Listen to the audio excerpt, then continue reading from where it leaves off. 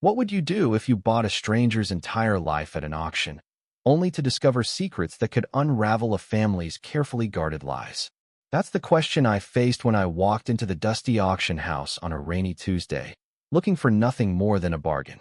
My name is Clara, and at 68, I thought I'd seen it all until I stumbled into the life of Evelyn Harper, a woman whose belongings told a story her family had buried deep. It started innocently enough. The auction was for an estate sale, the kind where everything must go: furniture, clothes, knickknacks, even a chipped teacup with a rose pattern. The auctioneer called it the Harper lot, and I bid on a whim, drawn to the oddity of it all. For $1,200, I bought everything Evelyn Harper ever owned. The crowd murmured, but no one else raised a paddle. Not a single family member showed up. That should have been my first clue. When the movers dumped her possessions in my attic, I felt a strange weight, like I'd inherited more than just things. There were photo albums, letters tied with faded ribbons, and a journal that looked like it had been read 1,000 times. Curiosity got the better of me. I opened the journal, and Evelyn's neat cursive pulled me into a world I wasn't prepared for. She wrote of love, betrayal, and a secret she'd kept for decades, a secret her family had silenced. Evelyn, I learned, was a painter in the 1970s, vibrant and ambitious, with dreams bigger than her small town could hold. Her entries spoke of a love affair with a man named Thomas, a musician who promised her the world.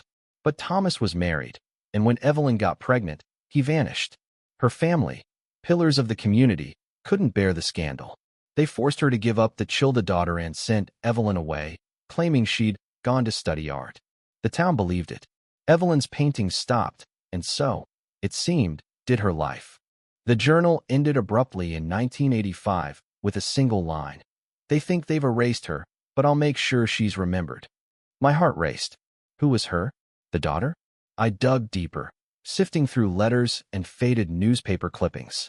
One article mentioned Evelyn's sudden departure from town, but nothing about a child. The Harper family had built a legacy of charity and respectability, their name on libraries and parks.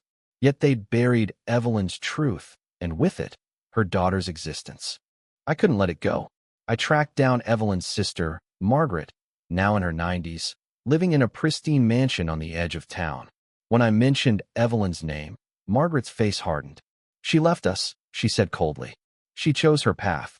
But her hands trembled, betraying her. I pressed further, mentioning the journal, the child. Margaret's eyes widened, then narrowed. "You have no right," she hissed, slamming the door.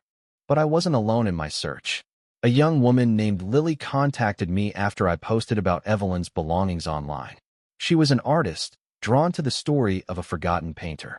When we met, her eyes, Evelyn's eyes, I realized told me everything before she spoke. Lily was Evelyn's granddaughter, raised by adoptive parents who never knew her origins. She'd been searching for her roots, sensing a void she couldn't explain. The journal confirmed it. Lily's mother was the daughter Evelyn had been forced to give up. Together, we confronted the Harpers. At a family gathering in their opulent estate, I brought Evelyn's journal and paintings, laying them out like evidence in a trial. The room fell silent as Lily stepped forward, her voice steady but raw. "You erased my grandmother. You erased my mother. But you can't erase me." Margaret's children, Evelyn's nieces and nephews, stared in shock.